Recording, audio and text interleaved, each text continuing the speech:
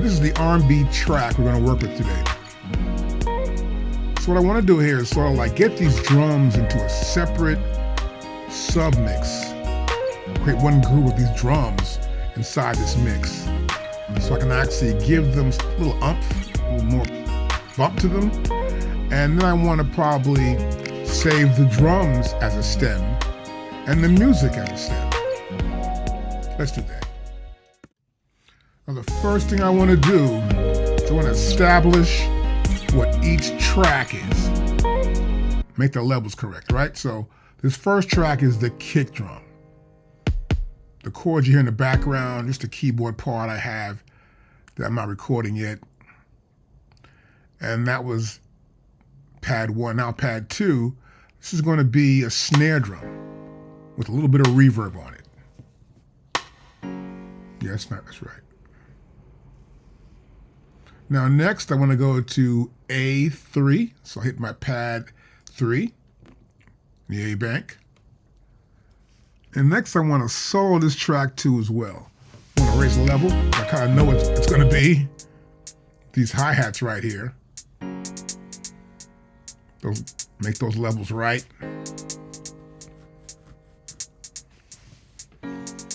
Okay, let's go to pad 4 next. Now we have A4. We'll hear this back, it's soloed.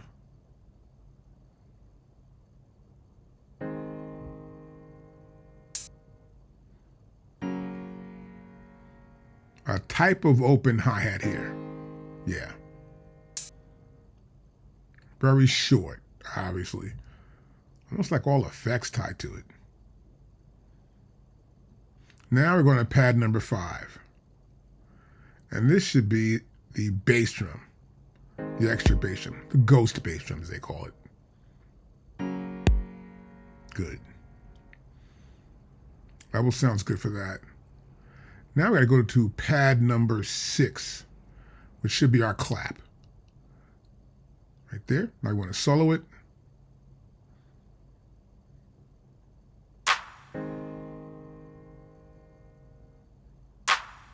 Yep, a little reverb on that one too. Now pad 7. Snaps. Snap those fingers. Yeah, that sounds good too. And next, the last one should be this crash we have happening in the very beginning. It only happens once in every 8 bars or so, so that's about it.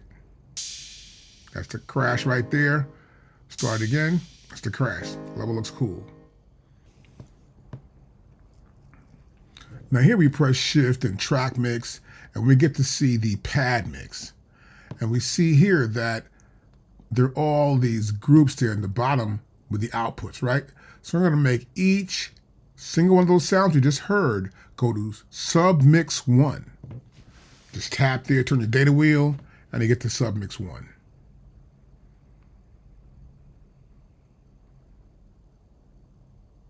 Perfect. So you still hear everything right here.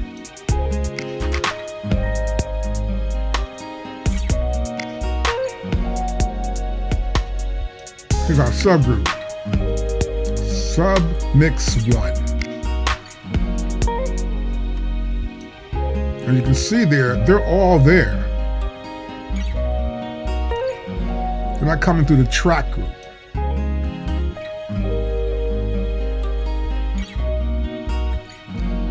Here's our data wheel here. There we go.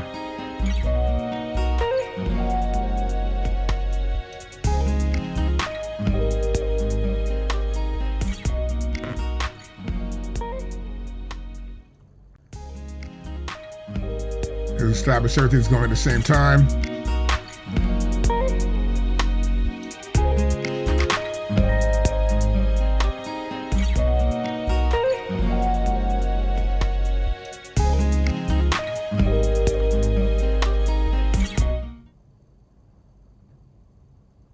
So now I want to add in an effect. We want to use the air limiter. It's really cool for this process right now. So now I'm going to set everything up. I'm going to get a higher gain here. And this is our release. So the higher the release, the softer the hits are on the drums. So they're not hitting so hard here. If we get down here to 209, it's hitting harder. All the way after 3 seconds, it's a soft hit. So this is somewhat like a compressor. It's limiting the range. Has a ceiling, and I want to go above that ceiling. And the release helps squash it down a little bit to get more punch out of it. Now you really hear it.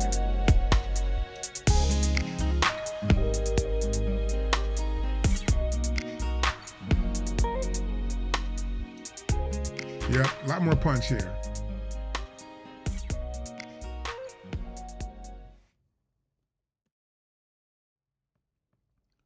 So next what I want to do is get the levels, everything. So I want to get back to main and probably want to do the pad mixer, right?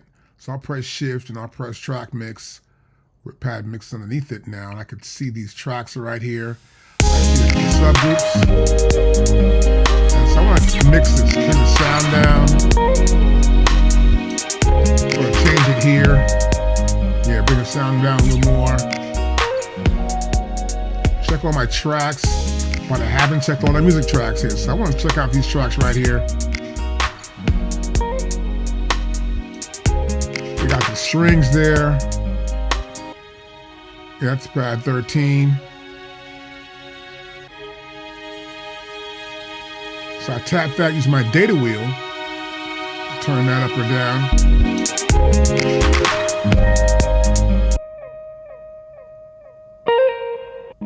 Oh, the guitar part.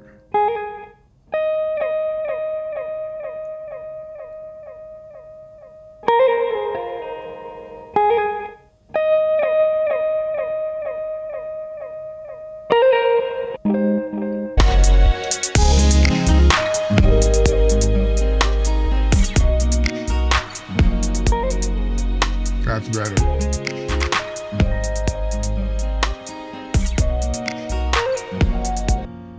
Okay, now we got the strumming of the chords on the guitar.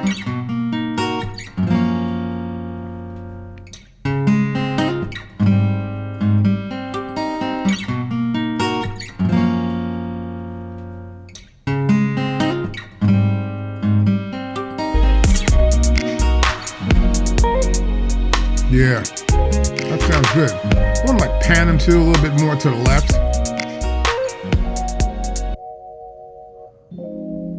On the keyboards.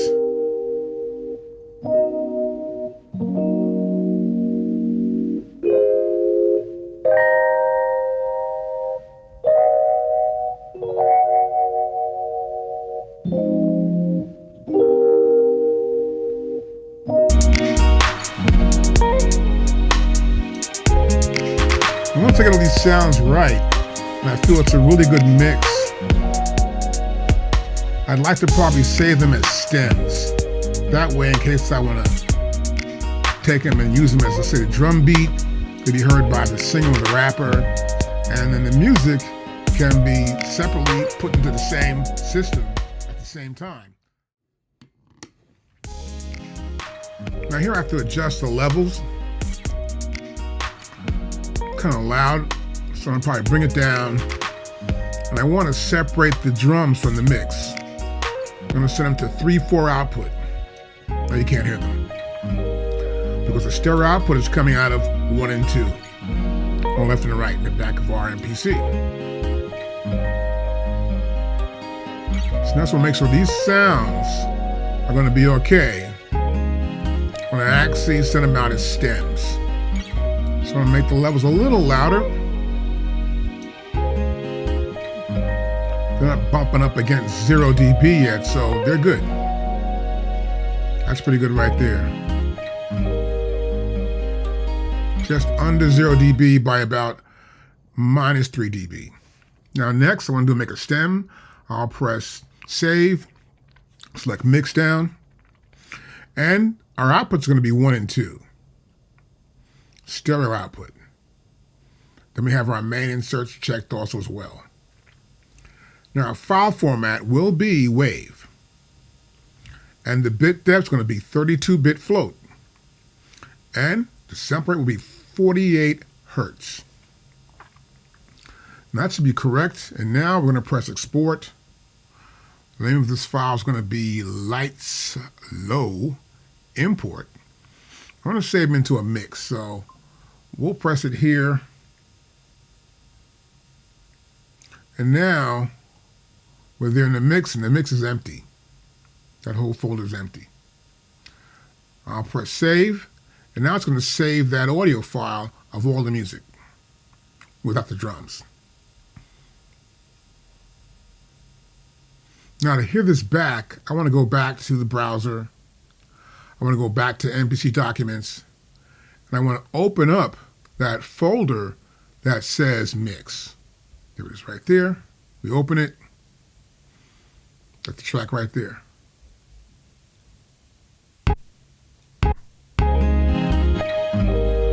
There it is.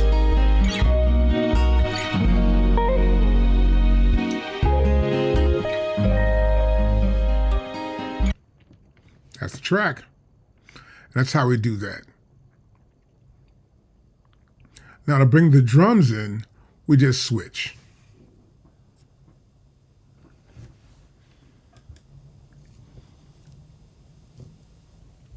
Yep, so now we're going to go back to the subgroup here with the submix and send its output to 1 and 2.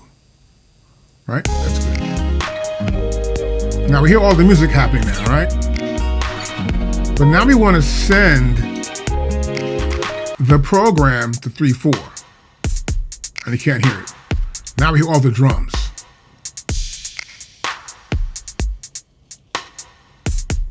Perfect.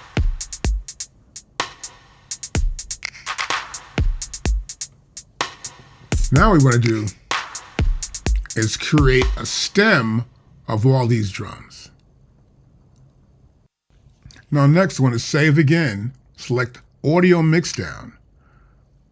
We're going to do stereo output from 1 and 2. We're also going to use the main inserts and WAV file format, 32-bit float, and we're going to use a sample rate of 48. So now I've already named it, save time, and now I press save, and now I'll save the file out.